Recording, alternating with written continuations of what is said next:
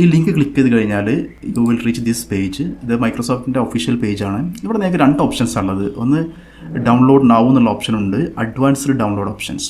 Download now option click ചെയ്ത് കഴിഞ്ഞാൽ it will ask one window.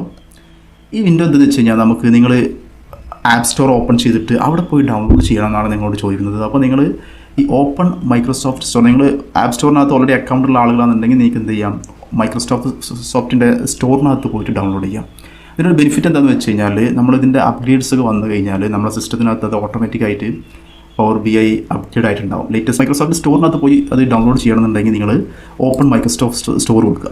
അത് കൊടുത്തു കഴിഞ്ഞാൽ നിങ്ങൾക്ക് ഇങ്ങനെ ഒരു വിൻഡോ ആണ് വരുന്നുണ്ടാവുക. ഞാൻ already power BI desktop install ചെയ്തുകൊണ്ടാണ് ഇതിനകത്ത് ഓപ്പൺ അല്ലെങ്കിൽ അപ്ഡേറ്റ് എന്നുള്ള 2 ബട്ടൺ കാണിക്കുന്നത്. നിങ്ങളത് ഫസ്റ്റ് ടൈമാണ് ഈ പവർ BI ഡൗൺലോഡ് ചെയ്യാത്തൊരു സിസ്റ്റം എന്നുണ്ടെങ്കിൽ അവിടെ നമുക്ക് ഇൻസ്റ്റാൾ എന്നുള്ള ഓപ്ഷനാണ് കാണിക്കുന്നുണ്ടാവുക. അപ്പോൾ നിങ്ങൾക്ക് ഈ ഒരു ഓപ്ഷൻ ഉപയോഗിച്ച് എന്ത് ചെയ്യാം, പവർ BI നിങ്ങൾക്ക് ഡൗൺലോഡ് ചെയ്യാം.